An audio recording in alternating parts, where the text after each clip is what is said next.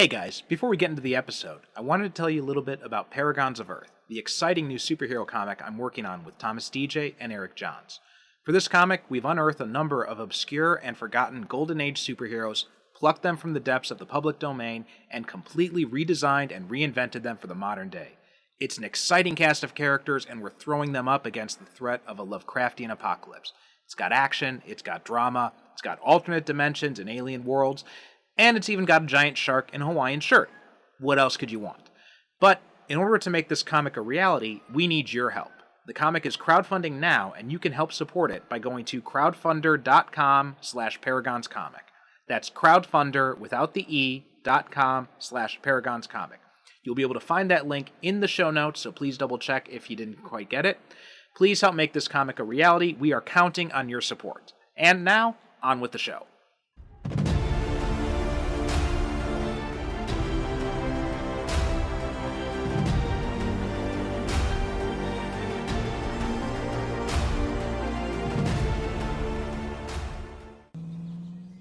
Yes, things are going quite well, my God, no complaints. But, you know, it is not the same at all. Weren't you just in the news, some show in Prague? Milan, darling, Milan. Supermodels.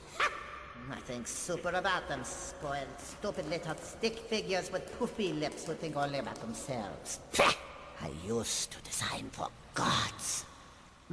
But perhaps you'll come with a challenge, eh? I was surprised to get your call. I just need a pass job. This is Mega Mesh, outmoded but very sturdy, and you've torn right through it. What have you been doing, Robert? Moonlighting hero work? Must have happened a long time ago. I see. This is a hobo suit, darling. You can't be seen in this. I won't allow it. 15 years ago, maybe, but now... Oh, what do you mean? You designed it. I never look back, darling. It distracts from the now. You need a new suit. That much is certain. A new suit? Oh, where the heck am I gonna get a new You suit? can't! It's impossible! I'm far too busy, so ask me now before I again become sane. Wait, you want to make me a suit? You push too hard, darling. But I accept. It will be bold. Dramatic. Yeah. Heroic. Yeah, something classic. Like, Dyna Guy. Oh, he had a great look. Oh, the cape and the boots. No capes. Isn't that my decision? Do you remember Thunderhead? Tall, storm powers. Nice man. Good with kids. Listen. November 15th of 58. All was well, another day saved, when his cape snagged on a missile pin. Thunderhead was not the brightest bulb. Stratogale, April 23rd, 57. Cape caught in a jet turbine. You can't generalize about this. Metaman, express elevator. Dyna Guy, snag on takeoff. Splashdown, sucked into a vortex. No kicks. No, go on. Your new suit will be finished before your next assignment. Welcome to the Superhero Cinephiles podcast. I'm your host, Perry Constantine, and welcoming back returning guest, although it's been a while since last time we had him on, and that is John Bruening. John, how are you doing today? I'm good, Perry. Thanks for having me on again. I appreciate it. Looking forward to it. Yeah, thanks for coming back on. I was glad to get your email. And but before we go too far into the movie or any other stuff, why don't you remind people a little bit about yourself? Yeah, sure. Okay, the name is John Bruening. I am a lot of things. I am primarily a writer of fiction. I am one half of a small press called Flinch Books. The other half is Jim Beard, also in the Ohio area, and we publish long fiction and short story anthologies in the spirit of the old pulp fiction of the 1930s and 1940s. We've been doing that for about 8 years now. I also have various short stories published in other anthologies from other publishers. So I try to just get my stuff out there as much as I can in as many places as I can. That's sort of that's my plan right now, such as it is. Very cool. And again, just to remind people about a little bit about yourself, how did you get interested in superhero movies, anything like that? Boy, that goes back almost as far as I do. I can't remember a time. I think it started with the animated cartoons on Saturday mornings in the late '60s. My memory of that goes as far back as about 1968. That was sort of my gateway drug to comics when I started actually reading. I was reading comics pretty much from first grade onward. I have since drifted away somewhat to mainstream comics, or from mainstream comics, and more into just prose fiction. But I fell in love with the whole superhero concept when I was probably 4, 5, 6 years old, and I don't think I've ever quite shaken it in the 55 plus years since. So yeah, I've been an avid follower of the whole MCU in the last 10, 12, 15 years. Yeah, it's sort of somewhere along the line it got in my blood, and I'm approaching senior citizen status, and it's still very much part of my DNA. Yeah. Well, that's good to hear. Like when I was a kid, everybody always would tell me it's like, oh, there's going to become a day when you're not interested in all this superhero crap. And I just celebrated my 40th birthday, and that doesn't seem to be waning at all yet. Yeah. Well, yeah, I'm coming up on 60 in just a few weeks, and yeah, I just if it hasn't gone away yet, it's not going to. Yeah. Yeah. And another thing I ask guests is, what are they interested in lately? What kind of things are kind of grabbing your interest? It doesn't have to be superhero related, but it can be movies, books, and TV, whatever. Having said what I just said about the MCU, it seems to be stalling somewhat based on what I see and what I've read in the recent media. I think I'm gravitating more these days towards noir fiction, specifically modern day writers like, say, Max Allan Collins. I'm a big fan of a lot of my favorite authors are deceased. Big fan of Robert Parker, Ed McBain, Mickey Spillane to a lesser degree. But it seems like lately I'm gravitating more towards noir fiction, current, modern day, as well as some of the classic stuff. Certainly Raymond Chandler, Dashiell Hammett, pretty much across the board. So it's more when you say noir fiction, more stuff in the prose novel space as opposed to like TV right, shows. Exactly. Okay. Yeah. Right. Yeah. Although certainly let's see. I don't do much TV really. We have a couple streaming services coming into the house, but I don't spend a lot of time in front of the small screen. I'm trying to. It's funny. I'm trying more and more these days to put the phone down and just pick up a book and just stay focused on reading prose fiction. Yeah. Yeah. I've got such a big TBR pile, both prose books and comics. But it's just with two toddlers, it's so hard to find the time. And usually by the time they go down to sleep at night, it's I'm just too tired to do anything other than watch TV or something. You're going down 20 minutes later. Yeah, I know. Exactly. Yeah. Sure. Yeah. Yeah. And no, my TBR pile is just it's beyond hope. I mean, it's bottomless at this point. I think which pile are we talking about? The one immediately next to the bed, or the one in my office, or the one in the other corner of the office, or the other in the, it's probably well past 100 at this point. So I don't have enough years left in my life to actually read all the books I want to read. So yeah, I know. I've just resigned myself to that fact. Yes. In fact, just the other day, I finally put them both down to sleep. My son's actually pretty good. He usually goes down about 8 o'clock, and he usually just goes to sleep right away now. But my daughter, she's more of a night owl, so she'll stay up as late as she can. And usually by the time she goes to sleep, and the other day I'm like, okay, she's asleep now. Now I can break out my Kindle. I can read some comics. And I was just too exhausted. I fell asleep in like 10 minutes. Oh yeah. Yeah. And I have bad news for you. I'm not sure that goes away once they've grown up, because like you sort of train your body to start falling asleep 10 minutes after they do, and next thing you know, you're like you're middle aged and you're going to bed at 9:30. So yeah, so just a warning for you right now. Yeah. I just need to find a way to engineer more hours in the day. Good luck with that. I've been working on that for the last 30 years. It's just not working for me. So yeah. Yes. But yeah, on that note, like there's not really much I've been able to keep up with myself. I mean, I saw, I'm almost up to date on Loki. There's still, I think the 5th episode is the one that just came out that I haven't seen that yet. And so people who are listening to the show week to week, they know that I mentioned the same thing, like the last episode or the episode before that. Not a lot of time has passed between those recordings, and I just haven't had time to watch anything different or consume anything different I'm sorry, go ahead. I was just saying between the kids and work and this comic book project I'm working on, it's hard to find time to do anything else. Oh, I know. I've got, I think I told you before we started recording, I've got my kids are older. They're off in college. now my wife and I are starting to figure out how do we sort of like live together in this house by ourselves, that whole empty nest thing. We do certainly have more time for our interests now, but the question is now, do we have the energy? So yeah, I watched the first season of Loki. I have yet to dial into the second. I'm hearing good things, but I have not yet dialed in. So I'm curious to dig into that soon. Yeah, what I love so far about it is and I'm out, never sure on the pronunciation of his name, but Kehu Kwan, who was Short Round in Yes. Temple of Doom, he's in it Yes. too, and he Oh, really? is Okay. yeah, and he is great. He plays this character OB Ouroboros, and he is just he's on fire. And I also saw him finally. I got to the party late, but I finally saw Everything Everywhere All at Once, and he was amazing in that. And it's just like I loved the movie. Don't ask me to explain it to you. I remember watching it, like, and oftentimes I'll watch a movie, and if I really like it, or even if I don't like it, I'll post something on social media, just, hey, I just saw this, blah blah blah. Here's my 2-sentence review, and I think I just wrote something like what I just said.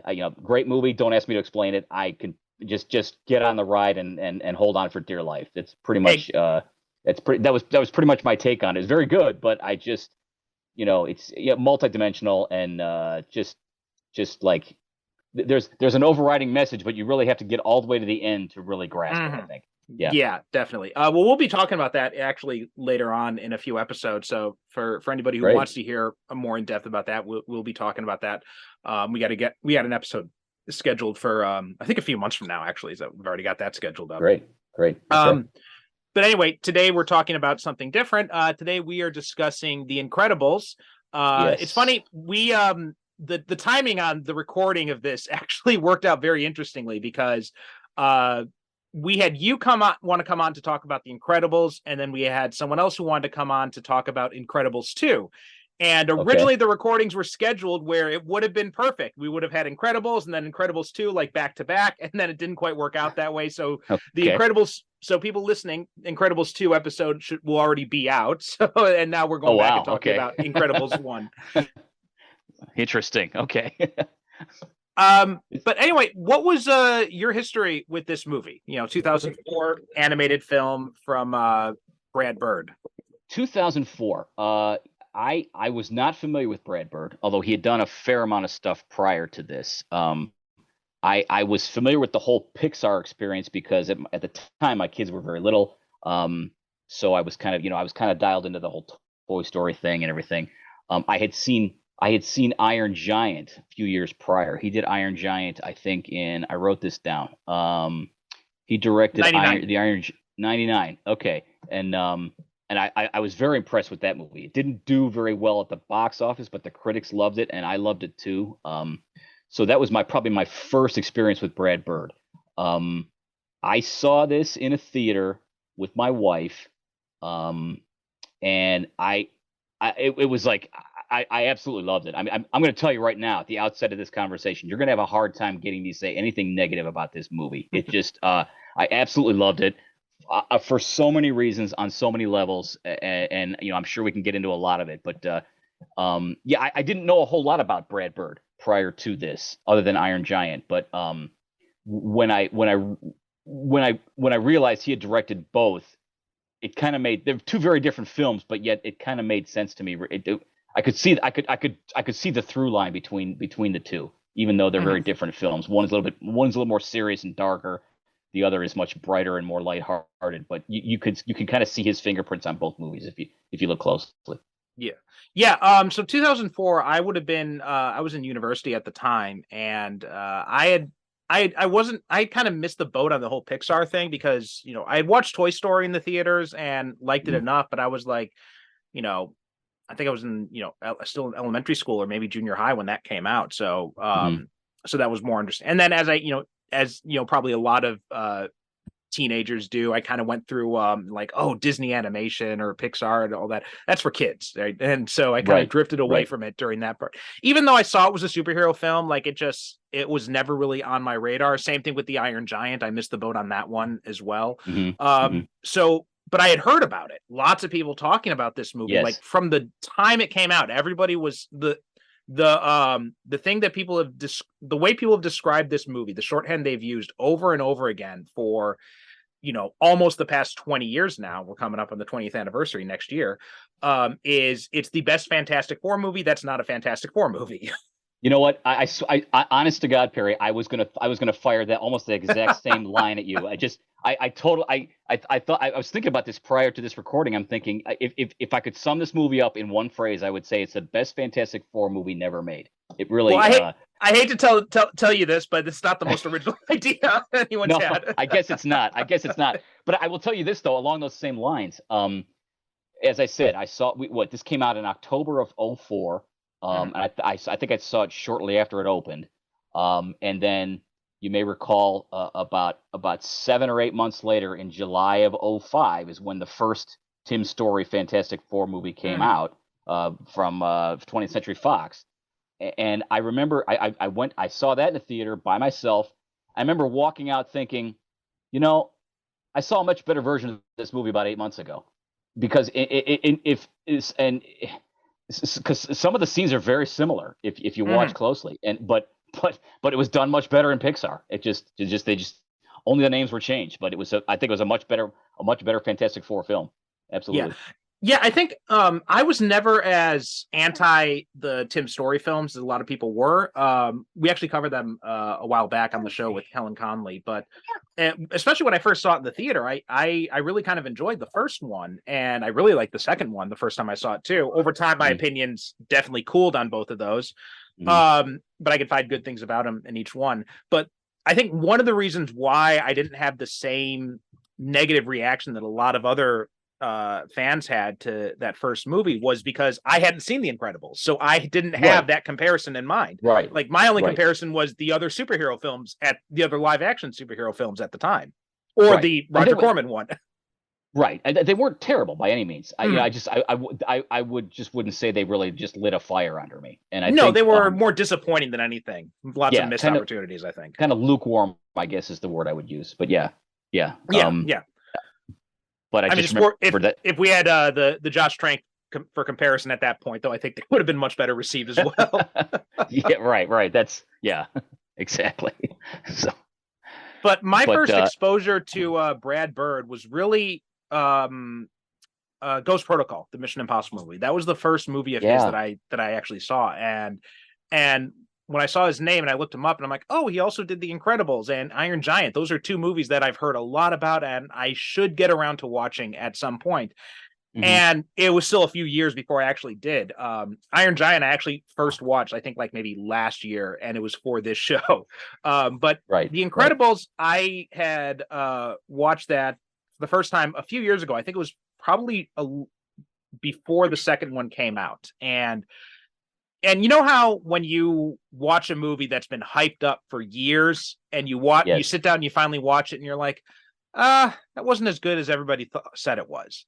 That happens to me a lot, but that did not happen to me with The Incredibles, right? The Incredibles, I saw it and I'm just like, okay, I get why everybody has been raving about this movie for like the past 10 or 15 years. Like it is, like you said, it is hard to say anything bad about this movie. It is so well done. It is clear that Brad Bird is a huge fan of superheroes, right?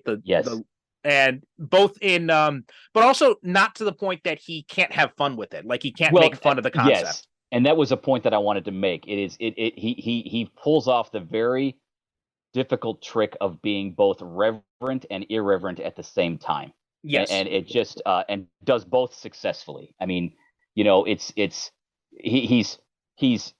honors the genre when he's supposed to, and he kind of winks at you or winks at it when he has the opportunity to do so, and it's seamless all the way around. And you hear this a lot about animation, especially from the Warner Brothers tradition, about how the really great animated films or shorts or whatever are the ones that appeal to both the adult and the child on different levels.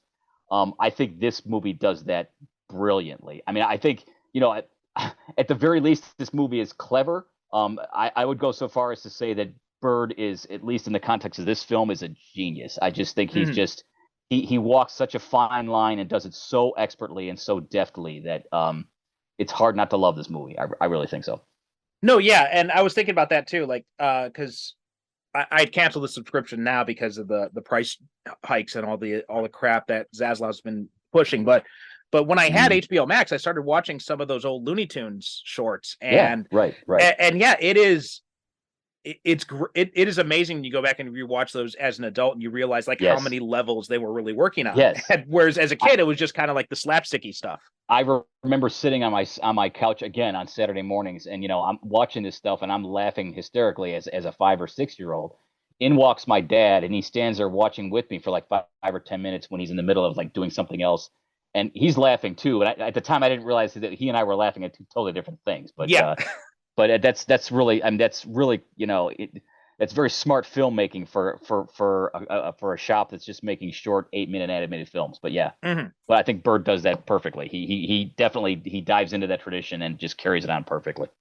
yeah. I mean, he does. I mean, this movie it's got so many things going for it. And it's funny because I was thinking I can't help but compare this to the second one while I was Hmm. rewatching it the other night because that one was so fresh in my mind. And how I think one of my biggest criticisms of the second movie, as much as I enjoyed it, was that I felt like they were trying to do too much in it.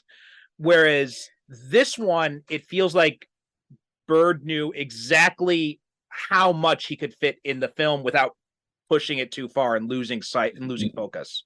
Yes, I also think I agree with what you're saying, but I also think you can't let's face it. I mean, okay, he made a sequel 14 years after he made the first Mhm. one.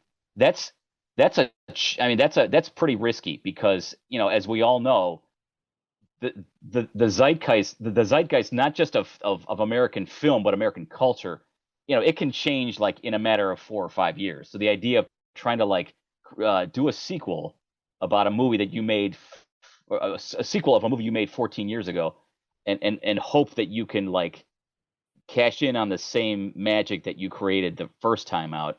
That's a pretty big gamble. I think he pulled it off, but I think you're right. I think he tried to cram a little bit too much in there the second time around. But to his credit, though, he didn't. What he didn't do, I think, what was smart, was like go back and look at all the things that worked in the first movie and just amp those things up. Mhm. Because that's Yeah, that's a lot of times that's what a sequel does. It's just like, okay, right. what worked in the first movie? Let's do more of that. To Right. his credit, he didn't do that. He came up with a fresh story, I think. So, although it's a story that it starts 10 minutes after the first story ends. Yeah, that was Yeah. and speaking what you said about the, you don't making a sequel 14 years after the original one. Usually when that's done, they show that passage of time, right? And it's like let's pick Yes. up with these characters, 14, 20 years later and see Yes. where they are now. As opposed to him, he said that no, I wanted to pick up right after the first one. So Yes. that's Literally a right after the first one, yeah, like yeah, minutes. it's a little bit even just from a from an artistic standpoint, it's kind of hard to go back into that mindset you had Hmm. 14 years ago. Right. So it's a different feel that way. Right. And I think like sorry.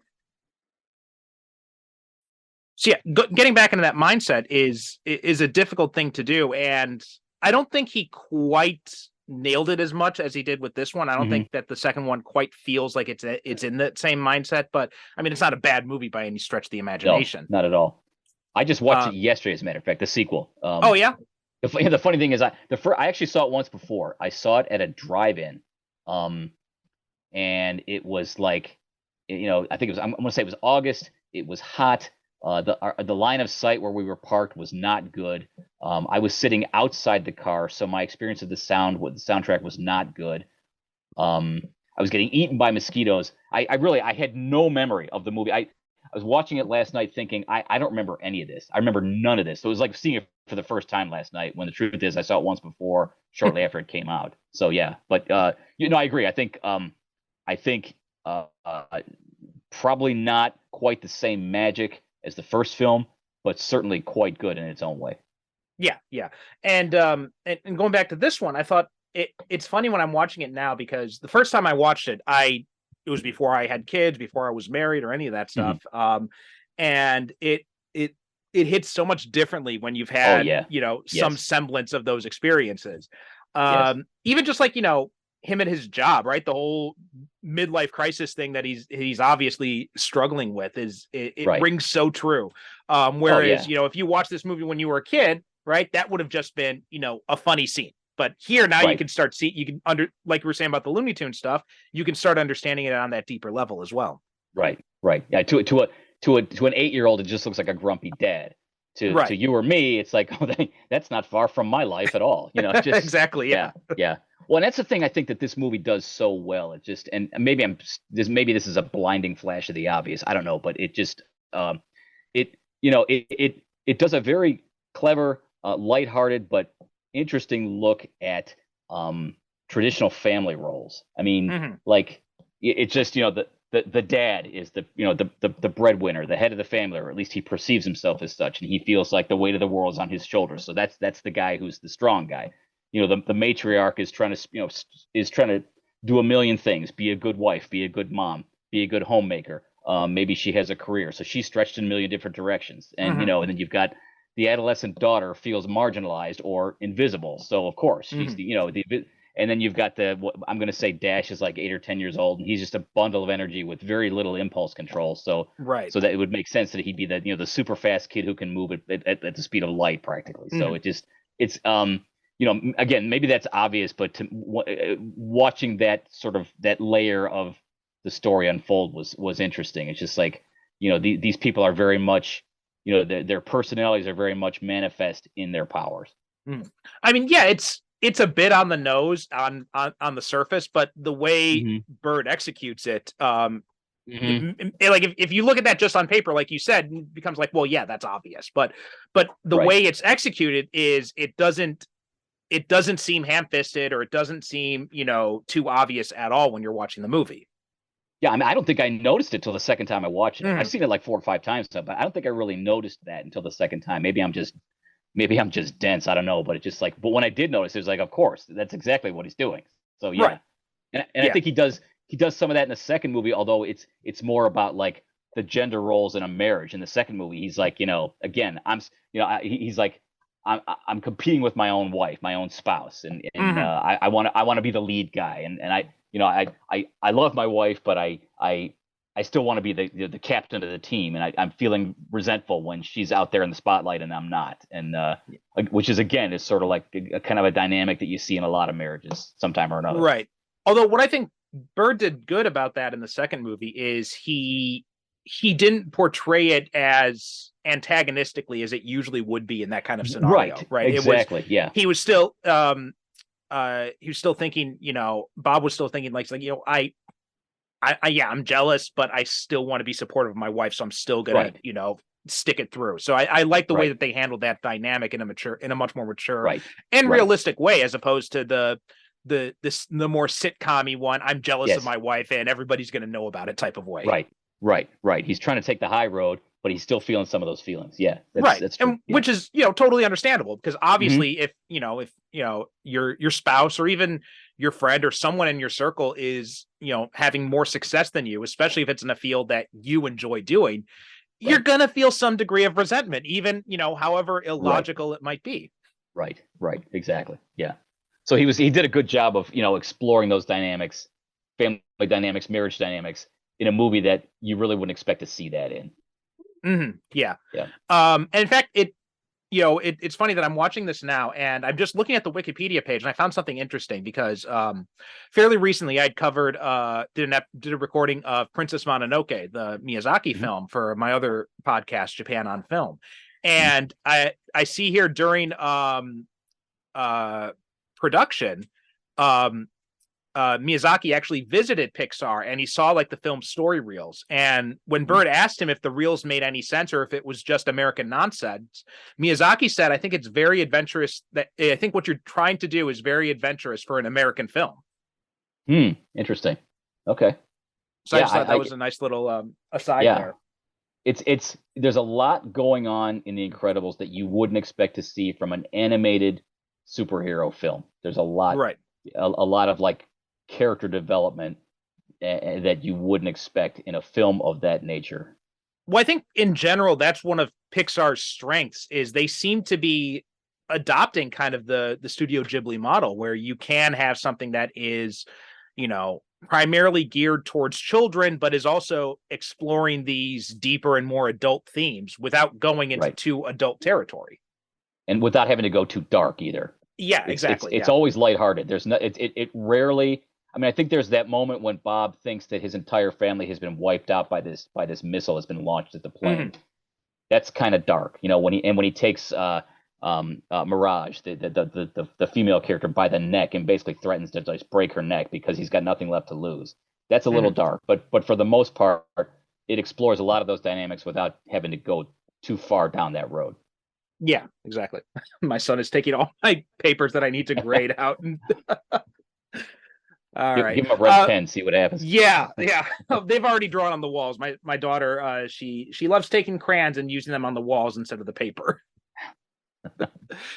So I also wanted to talk about some of the other stuff in here, because one of the things that strikes me about this movie, and you know, the way that superheroes are portrayed and like their changes, is it kind of reminded me of the setup for Civil War in Marvel Comics. Very similar kind of idea, although Yes, handled in a much better way, I'd say. yes, I'm glad you brought that up because I wanted to myself. I went back and looked at the timeline. This movie predates the Civil War saga in Marvel Comics by 2 years. Yeah. And which I can't help but wonder, and I don't want to, you know, suggest any kind of, you know, I just it struck me as a huge coincidence that 2 years after this movie came out, Marvel took a very, very, very similar concept and built like a 14-month multi-part, multi-character saga around basically the same premise. And you know, I'm not suggesting anything was stolen, but I just wonder if, you know, if somebody saw something and said, "Hey, that's kind of a cool idea. Maybe we can riff on that a little bit." I don't know, because it just seems like it's very close in time. What's your take on that?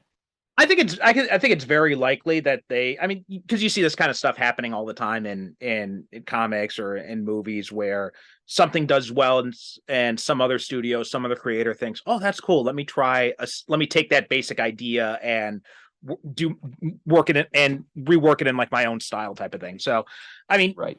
there's what's that old axiom, like all art is steel, but you know, but you know, some are just better at hiding it. Something along those lines.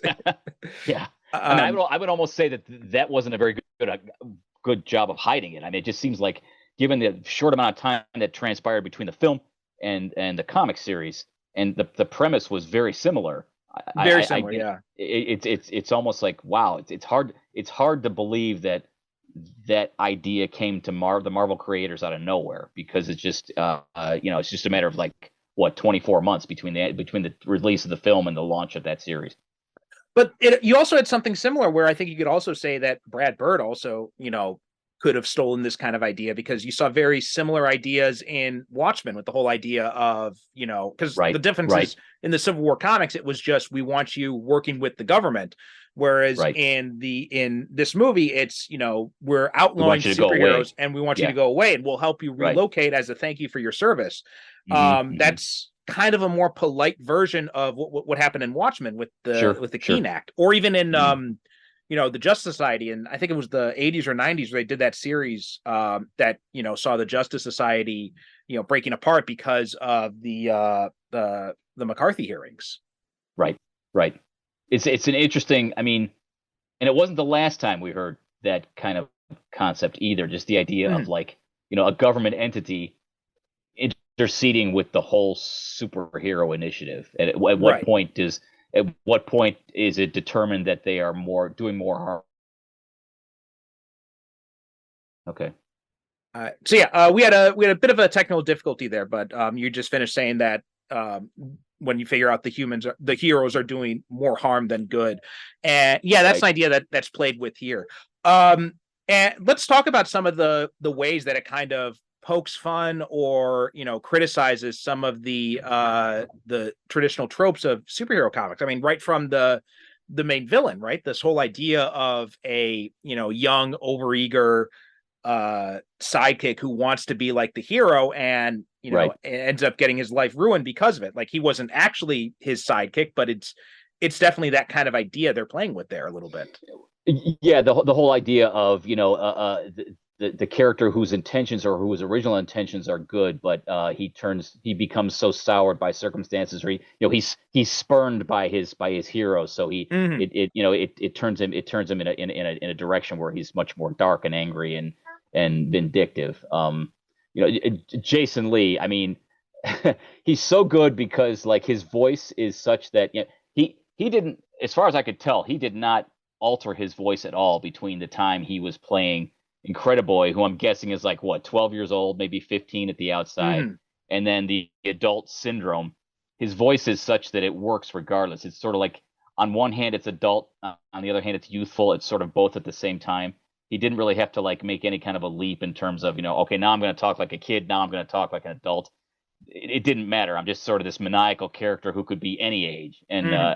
I think he was a good pick for that role. But yeah. He was, and it's funny. When I was watching the movie, I forgot that he had done the voice, and I kept thinking like, oh, that voice sounds so familiar. And then I looked up and like Jason Mhm. Lee. I'm like, oh, right, and it makes so much sense. He's basically, I mean, a good way of describing Syndrome is what if Brody went to the dark side.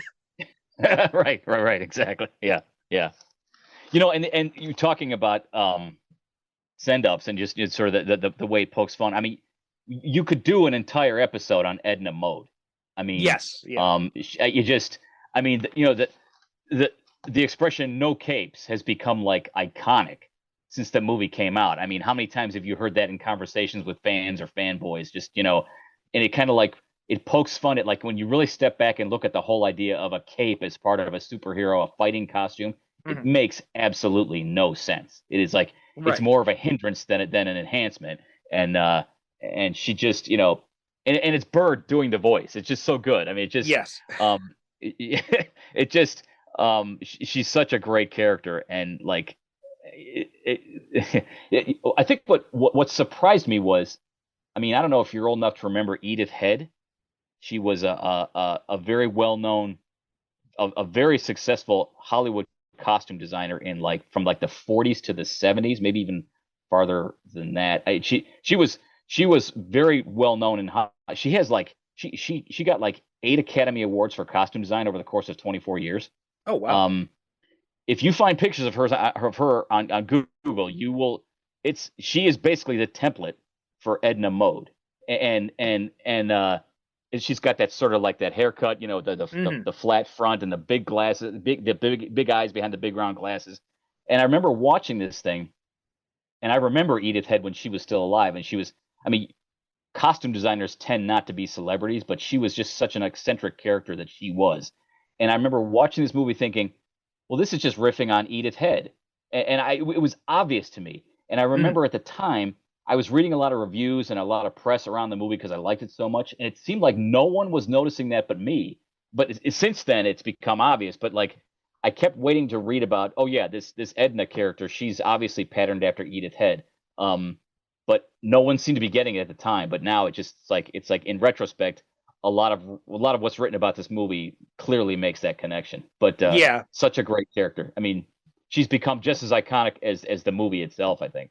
I think so too. I think she's probably, arguably the most iconic character in the movie. I mean that scene when they're the no cape scene is one of my favorite scenes in this film. And yeah, to your point, I just looked this up, and Bird had actually described her as like a mix of Edith Head and Q from the James Bond films. Okay. Um, Okay. and yeah, he does that. The voice he gives her is, and I guess this is probably a case where maybe he had tried a bunch of different people to see who could, I and just no one could have gotten the voice that he wanted the right way. So I think that's why he just did it himself. I mean, that's just I my read that speculation on it. I read that he actually he tried Lily Tomlin, and she I guess she tested for it, and she said, you know what, Brad does it better than anybody. It should be Brad. And she respectfully declined the offer, and she said you should do this because when you sit in the writers' room and you do this voice, it just cracks everyone up. You should be the Mhm. one doing this voice, and so she backed out of the whole thing, and he wound up doing it. It's just so good. I mean, I've never heard or seen Edith Head in an interview. I don't know if she has a European accent like that. I have no Mhm. idea. She was, I think her father was a German immigrant, and her mother, her mother was from Missouri, but her parents were also like German and Austrian. I don't know if she had an accent or not, but just the way he lays it on so thick is just so good. It's just, I mean, she steals every single scene she's in, and you could make the case that she actually steals the movie. She really Yeah, does. I think you could. Yeah. You know, it's funny that I didn't know that about Lily Tomlin, but it's funny because in a kind of roundabout way, she eventually did get to play a version of Edna because, you know, in Into the Spider-Verse, she plays the Aunt Yes. May, who is kind of like Yes. the uh Edna / Alfred to that universe's Peter Parker. Yes. Right. Yeah. She's she's a talented woman. You don't see much of her a whole lot anymore, but it you know, I just recently read that she had been considered for Edna, and it made sense, but it also made sense that Bird wound up doing it because I think he Yeah. knew exactly what he wanted from that character, and he was the only one who could pull it off. Yeah, I think so too. I mean, it definitely worked out. I mean, that voice is probably the most iconic voice in this movie. Like, I think Oh yeah. whenever you say The Incredibles, I think the first thing people probably hear is Edna screaming "No capes." No capes. Well, you know, it's funny because I read somewhere that like there have been a number of like magazines and publications have like published lists of like, you know, the most the most famous supporting characters in the history of animated film. She's always in the top 10. She's always in the top 10. It like I've of 4 or 5 different lists I've seen. She always ranks high. Yeah, yeah, and it's funny that the line about no capes, it has a few different criticisms of superhero media baked into there. First, it's like you were saying, the whole idea of a cape in itself is pretty impractical. Like, the only real purpose of the cape in the comics is just because visually it's a very much more striking image on a page. It helps convey movement. Right. Whereas and the whole idea of no capes too also can be leveled at a criticism of animation, because, you know, one of the things that animators hate to do is to animate capes because it is so difficult to do. In fact, in you know, in Superman the Animated Series and like all Superman movies since then, he doesn't have the S shield on the cape, and the reason why is it's because it's too difficult to animate that S shield on a moving cape. Yes. Yeah. I never thought of that, but yeah, I'm trying to remember. I was watching animated Superman cartoons in the late 60s voiced by Bud Collyer, and I think you're right. I think there was no yellow shield on the back of the cape, now that you mention it. I'm not sure about the older ones, but I definitely know on Superman the Animated Series there wasn't one, and then I remember when Superman Returns was in production, they said that they weren't using the shield on the back of the cape, and that's the reason why. And so you mean the live action Superman Returns? Yes, yeah. Yeah, okay. Because a lot of the cape scenes were done with CGI. And I know it wasn't there was no insignia on Man of Steel either. No, same, and also same reason. Yeah, so that's why they don't do it, because it's just too difficult to animate, and they just don't want to deal with the hassle. Right. Which makes sense, but it's also so that, and if you know that that knowledge of that animation, that no capes line also has another layer of meta meaning to it. It's like somebody in you know in a production room might have said that those very same words, like, no, we're not doing any capes on these characters. Yeah, no, exactly. No capes. Yeah. Although still they do keep the other very impractical superhero trope in the costumes, which is the underwear over the pants. Right. And the domino mask over the eyes that's supposed to just completely, you know, completely fool the, you know, all of the public, and you know, no one will ever know that this is really Bob and Helen Parr, because they have a domino mask over their eyes. So yeah. What do you think of Samuel L. Jackson as Frozone in this? I thought he was great. You know, it's funny because when I first saw the movie many years ago, I thought, you know, it was becoming pretty apparent by then that this was an actor who really, in some way or another, wanted to be around superhero storytelling. I mean, he had done what was it, Unbreakable, the Shyamalan movie. What else had he done at that point? I don't recall, but then and since then, it's become obvious this is an actor who really loves the genre, loves the medium. Obviously, you know, he became Nick Fury for several movies. He was, you know, he's so good at like kind of like riffing. I mean, I when I watch this movie, I always wonder how much is this is scripted and how much of this is ad libbed, especially the arguments with his wife. You know, it's sort of Mhm. like you never see her. She's always a voice coming from some other part of the house, and like it just the way he talks to her, it's just very much it's very much like a you know loving but bickering couple, and he's got Mhm. this sort of side gig that he really loves and can't give up, and he plays that so well, and I just thought he's a great addition to the cast. I think one of the cool things that about him in this movie is I think if you're not very clued into Samuel L. Jackson's voice, you could actually watch this whole movie and not even realize that that's necessarily him, because he's a lot more subdued in this movie than he usually is in most of his roles. Yes, yes, and the thing that you don't you don't see it as much here. A lot of times, especially in Pixar, but in animation in general, a lot of times the animators will make an effort for the character to somewhat resemble the voice actor. Hmm. Maybe not completely, but somewhat. You don't see any of that with the Frozone character. I would say Right. Frozone looks very little, if anything, like Samuel L. Jackson.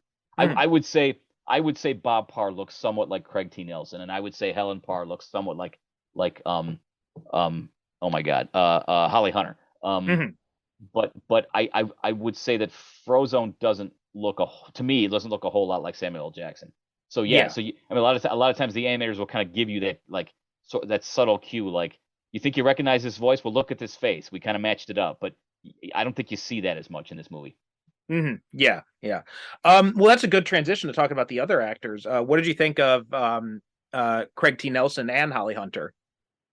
I thought they were. I mean, I remember in the was it the 80s there was a TV series that Craig T. Nelson starred in for a number of seasons. I want to say maybe 4 years. It's called Coach. He played a football coach. Oh yeah, the And '90s. Yes, that's what I was was it thinking the of too. 90s? Okay, all right. Yeah. And Bob Parr reminds me a lot of that character. Just sort of like this sort of meat and potatoes. I think the character in Coach was a former athlete himself. Just Hmm. kind of kind of big, bulky, maybe a little too bulky. Like he got a little soft in the middle, but like his heart's in the right place. I think Craig T. Nelson does that real well. I think he was Hmm. kind of I think in some respects Bob Parr is a bit of a riff on the Coach character to some I degree. I think And so too, and I think too because like a lot of when this movie came out, 2004, like I was saying, a lot of people of my generation, maybe a little bit younger, would probably have had that image of Craig T. Nelson and that right, voice associated with a father-like figure, not only from Coach, but also from um, uh, what was that movie? Poltergeist. Poltergeist. Yeah, right, right. Yeah, he definitely has the dad persona. Yeah. He's I mean he's probably pretty close to 80 by now, but back then it just he was that in that sweet spot of like middle age, not too deep into middle age. He would have like a couple of maybe a couple of teenage kids, um, very much down to earth dad kind of guy. So it would make sense to put him in a role like this. Yeah. And Yeah. he's got that, that gruff kind of personality, but not Yes. too he's able to do comedy and he's able to do gruff, but he doesn't like lean too far in either direction, right? Like, for Right. example, if you had like a Tim Allen who is much more slapsticky, Yes. or oh, what's the other guy? I'm breaking out his name, but he was in that '70s show. Oh, I know who you're talking about. I can see his face. I can't think of the actor's name, but I know who you're talking about. Yeah. Kurtwood Smith. That's who I was thinking of. Okay. Yep. Whereas Kurtwood Smith also has like that dad persona, but he's much more, he's much more of a hard ass. And I don't think Hmm. I don't think either one of those types of personalities would really have worked for Bob. You need someone who's able to kind of like toe that line between the two.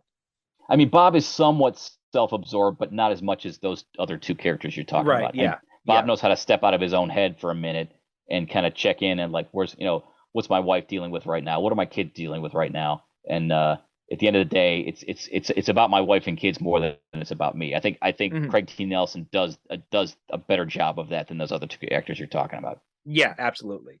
Yeah. Yeah. And Holly Hunter too. Like she, I love her in this movie, but she also really impressed me in the second one too, where we saw her when we saw their roles basically reversed. Yes. Yeah. But she's got this in some ways she's a more effective hero than Mr. Incredible is, I think, is kind of what the movie seems to be hinting at. Well, is she, and again, going back to the whole traditional family roles thing, I mean, she's like many wives, certainly my own included, she's the one who has to be thinking a couple steps ahead, because I'm right there in the moment. I'm trying to figure out what to do right now, but she's already she's already thinking about what do we have to do, what's the next step, or what do we have to be thinking about two or three steps from now, and she does a really good job of that. Like he's the brawn, but she, and that not to say that he's dumb, but she's like the quicker. Sometimes she's the quicker thinker than he is. Yeah. And you know what's funny? I was because I saw this. I rewatched Incredibles. I watched Incredibles 2 about a week or two ago for that episode, and then I rewatched this one. And I hadn't seen this movie in a number of years. But when we get to the Rick Dicker, the government agent, I now, because I saw Incredibles 2 so recently, I immediately associated that guy with that voice instead of Bud Lackey, or Bud Lucky, I mean, because in the new, because Bud Lucky had died by that point, so they'd had him replaced with the guy from I can't remember his name, but he was in the Jonathan Banks. He did it in the second film. Okay. And from Breaking Bad. So I had associated that character now with Jonathan Banks's very distinctive voice. So it was kind of jarring to hear a different voice coming out of him in this movie. Right. Well, and that's the other, potential pitfall with, making a sequel 14 years after the original movie. I mean, your kid actors, they're all grown up. I mean, the guy who played Dash, his name was I wrote this down. Spencer Fox. Oh yeah, they had to get a different actor for that, because obviously that guy, his voice had dropped. Spencer Fox is now like in his 30s, I think, and I think he's got a career in music now. But I don't know who Dash is in the second movie, but it's not Spencer Fox. Right. Sarah Vowell is in both. She's Violet Parr in both movies. Yes. Yeah. I think she does stand-up comedy, I think. I'm not sure. Yeah, she does. I've seen her on appear on the Daily Show, and no, not only that, but she's also she's like a social commentator. She's like done a lot of essays and like books and that kind of stuff. Okay. Is that sort of like, squeaky voice? Is that like the real deal with her? I mean, I'm not familiar with her outside of these movies. From what I remember, it's very, very, very similar. Yeah. Okay. I think she might go like a little bit different, like it's slightly different from her main voice, but that is basically what her voice is like. And I don't know how old she is, but she does the adolescent, the teenage girl very well. Just in turn, not just the quality of the voice, but just sort of the whole, shy, withdrawn, awkward. It's just, as I said before, it's just perfect that they cast her as the invisible character, because like so many adolescents, it's just like they feel completely marginalized. And I don't belong here. I don't want to be here. I just pretend I'm not here. I'm just going to fade into the woodwork. So she does that very well, just with her voice. Yeah. So yeah, she's also done a lot of. She was also a editor on This American Life for over 10 years too. So she mostly, I think most of her career is in stuff that is not at all related to acting. So it was kind of surprising when I saw her name in the credits, and I'm just like, wait a minute, that's not what I associate that name with. Yeah. I'd be curious to know how Bird hooked her up with that role, because, as you say, it's not her typical wheelhouse. Interesting. Yeah. What are some other things that really kind of stood out to you on rewatch of this? The music score, I think, is brilliant. Is Michael Giacchino? I wrote this down. Who has done his? I mean, it's interesting because he, while this is a superhero movie, it's definitely he brings an element of Cold War James Bond to the whole experience, just with the same soundtrack. Thing, yeah. And it's so good. I mean, it's like you're halfway through and you realize not only is this a superhero movie, this is like a spy movie too. It just sounds like one, between the music score and the gadgets and the hardware and the planes. It's just as much James Bond as it is Fantastic Four. And it makes sense. it makes Yeah, sense because Syndrome's whole island base, right? That's straight right, out of like Dr. No or On Her right. Majesty's Secret Service, right? It's very evocative of both those two movies. And if you think about when Fantastic Four premiered, 1961, that Hmm. was the sweet spot for all that stuff. So, Yeah. it just, it's not only a fun movie to watch, it's a fun movie to listen to, and I'm not just talking about the dialogue either. I mean, just the soundtrack alone it's just so. The only word I can think of is cool, smooth. Hmm. Just very, very Cold War espionage. Yeah, I was thinking about that too when you mentioned that, and I had almost forgotten to mention that about the soundtrack and how much it felt like I was watching a James Bond movie, especially in the sequence when Holly and the kids go to the island, or Holly's, Yeah, Helen go to Helen. Yeah, and yeah, got it mixed up with the actress's name. yeah, But yeah, it has that very evocative feel to it, and it's you know, and just like the whole design of it, right? It's like this very like retro yes. futuristic Yes, right, design of the exactly, movie. right, right. Again, the whole Cold War, like this is what the future looked like 50 years ago or 60 years Right. ago. Yeah, Exactly. Yeah. yeah, Yeah. So I yeah, thought it was a really cool choice. It reminded me kind of how the Batman the animated series or Superman the animated yes, series, how they had incorporated those kind of like retro, almost like in Batman it was kind of like this almost like 1930s kind of yes, style aesthetic, where as yes, Superman it was more of like the Art Deco type of thing into it, and they yes. try to incorporate those styles into the city alongside Mhm. like modern technology and all that to create this kind of timeless setting. And this Right, movie does something very similar. Or if you're a video game fan at all, the Fallout series had that very kind of same idea where it's like this this 1950s 1960s version of the future, just in an apocalyptic wasteland type of thing. right. Well, and at the same time, a lot of this movie looks very pedestrian, like the Mhm. car that Bob drives. Of Yeah. course, he's too big for the car, but I think it looks like something sort of like a station wagon, but not quite. It looks like, it looks like something out of like maybe a family of four would be riding around town in 1972 or Hmm. 1975. It looks just very generic, and he's working for an insurance company. It just, Hmm. um, it's sort of an interesting juxtaposition of like edgy and futuristic in a retro kind of way, if that makes sense. And yet Hmm. at the same time, a lot of the aspects of this family's life is just very like just traditional and just very suburban. Yeah, I mean, I think that Bird does a good job of drawing those contrasts between uh, the more exotic superhero trappings and like the more futuristic type of world with these very mundane activities and Yeah, the banality of their everyday existence type of thing.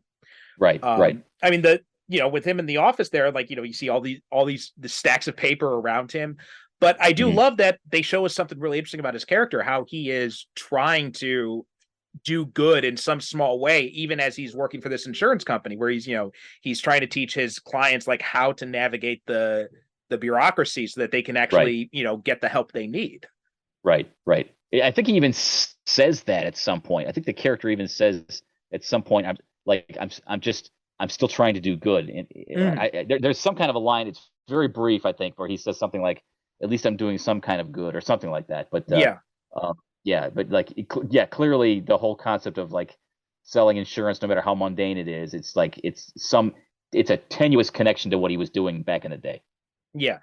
Also, I love Wallace Shawn as his boss, right? It's another, Yeah, yes. iconic voice coming out of that character there. And just like That's a the voice. sorry, go Go ahead. ahead. I'm sorry.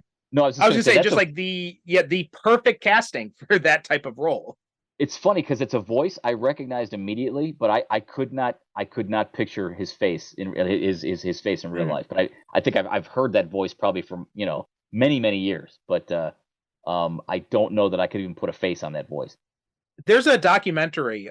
It was on Netflix. I'm not sure if it still is, but it's called like I Know That Voice, and it's like all Yes, about like these iconic voices that you hear in movies all the time. yes, right, right, right. And a lot of times in animation they look nothing like what you expect. Yeah, Yeah, yeah. Well, yeah. in fact, it was funny. I was looking at him, and he almost the character's design kind of looks like William H Macy, but and it's Yes, I thought the same and thing. Yes, I agree. I that agree. so that's where my mind went first. I'm like, that looks like William H Macy, but it does not sound like him. Right, right, right, right. Yeah. There is, or I seem to recall last night. I said I was watching the second one, and my wife said, are there plans for a third one? And I said, I don't know. And she looked it up, and apparently there are. Are you familiar with that? There Bert has talked about it, but I don't think he's exactly, quite settled on it yet. Hmm. But I know I think we had mentioned this in the other episode. I can't remember exactly. But yeah, he's hadn't ruled it out, but I don't think he had found like his way to get into it yet. Yeah, I worry that, like, anything, no matter how good it is, can be milked too long and be kind of like become stale. And I would hate to see that happen to this franchise. It just it was like I said before, it was a gamble to do a sequel 14 years after the first movie. I don't know how much longer you can do that and still Mhm. be as fresh as you've been in the first two.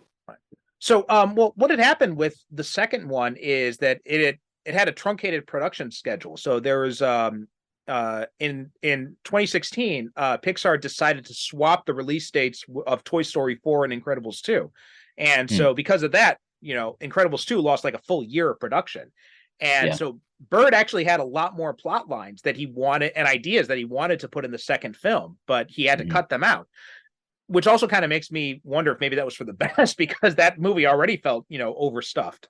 So, Yeah. Yeah. but he said that he could use those ideas for a third film.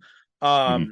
Samuel L. Jackson and Sophia Bush have both said that they would return, and Right. John Walker, who was the producer, said he wouldn't rule it out. So that's Right. the most recent thing that Wikipedia has about it. Um, I remember watching the second one, and like Frozone's first appearance on screen, he doesn't say a word. And I'm mhm, and if, and for the first couple minutes, I'm thinking maybe, maybe Jackson didn't come back, so we're just gonna see a few seconds of Frozone, and then we're gonna transition him out of the story. mhm. But his voice does show up within a matter of a few minutes. But like the first sequence is just him in action, no dialogue, and I was thinking, are is how much of Frozen are we going to see in this story? Because I'm not hearing Samuel L. Jackson's voice. Maybe he just didn't want to come back for this one, but obviously he Right. did. Yeah. Yeah. Yeah. Um, any other things that really kind of stood out to you about the Incredibles? It's just a as I said before, I think I've seen it 4 or 5 times now, and it continues to be fresh. I just don't I don't watch it frequently, but when I do, it's always like there's always something new to catch. Mhm. Which is just, usually after the fifth or sixth viewing of anything, you kind of know the story in and out. But there's a lot going on here, both on the surface and underneath, and there's plenty to be looking for every time you watch it. So um, it's funny because we showed it to our kids when they were real little, and they loved it, and they still love it. And whether they're around or not, and they're not, they're both in college now. But Mhm. I always enjoy just pulling it out and watching it. Just there's just so much to see. Yeah. I mean, I think this is one of those movies that, especially if you watched it while you were a kid, like I could definitely see this sticking with you throughout your whole life. I mean, for me, the trying to think of any animated films that really kind of stick like that for me. I mean, live action, I could definitely think of ones like Oh the yeah, original sure. Batman or the original Superman. Those Hmm. ones, or Star Wars. Those ones stuck with me ever since I first saw them. Ghostbusters, another one. Right. In terms of, I guess, in animation, the one that's probably stuck with me the most is not even fully animated. It's Who Framed Roger Rabbit. Right. Right. But like a lot of the animated films I watched as a kid, they didn't stick with. Oh wait, no, I take that back. Batman, Mask of the Phantasm would be the one then. Okay. Okay. I mean, Um, I mean, I certainly enjoy animated films, but I can't say, generally speaking, I can't say, with a couple exceptions, I can't say that they pack the same emotional punch as I get when I see actual actors in a live action film. But I would say that the exceptions to that would be The Iron Giant, and probably to some degree this movie as well. It just there's enough like resonance, in terms of character development, that like I watch these characters unfold, and by midway through, I'm really rooting for all of them, and mhm. it just which is, you don't always get, at least I don't always get that with animation unless it's really the story is really well done. No, I totally understand that. I kind of feel the same way. Like, I do my podcast on Japanese movies, and whenever I'm seeking out guests for that, invariably I get, a lot of people want to talk about anime films, Hmm. um, and I don't want to talk about all anime just because A, there are a lot of other podcasts that do that, and B, I'm much more interested in the live action films instead. Right. I make a conscious effort to limit how many anime films I'll do per season on that show. Right. And yeah, animation, it doesn't appeal to me as much as live action does either. It's not a knock on the medium by any stretch of the No, imagination. not at all. No, no. It's just different experience. Yeah. Right. Yeah. It's just more of a personal preference. Hmm. And that's how I've always kind of felt with it. Like but there are films that are the exception. This definitely being one of them, I would say. Hmm. I mean, I feel like, and again, we talked about, watching it as a younger person and watching the movie Mhm. as an older I mean, you kind of feel Bob Parr's struggle when he realizes I can't do that thing that I really used to love doing anymore. Right. I have to reconcile the fact that, circumstances are such now that I can't do that anymore. Or, watching Helen struggle with, I'm trying to be a good mom, I'm trying to be a good wife, and it's just too much, and I'm trying to build a life after the whole superhero thing is over. And Right. those are the kinds of things you start to connect to more as you get older and you watch a story like that. Absolutely. Yeah. Yeah. Well, that's a pretty good note to end on, I think. So, John, why don't you tell people where they can find your stuff? Oh gosh. Let's see. Most of my stuff is on Amazon.com. I have an author page with pretty much everything I have published. You can find me there. There is a website in the works as we speak, and hopefully that will be up and running by the end of the year. That is the plan right now. It's in development right now. Actually, there's two websites. There's a Flinch website in the works, and there's also my own website, and they're sort of happening in parallel. Mhm. Neither is going as fast as I would like, but I think the Flinch website will be up and running hopefully by the end of this year. So that will be sort of one place where you can find all the Flinch published, all the Flinch books.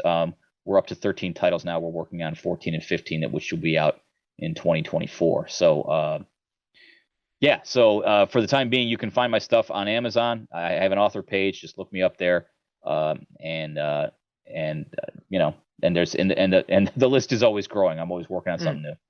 Okay. All right. So we'll have a link to that Amazon page in the show notes. So please make sure to check that out.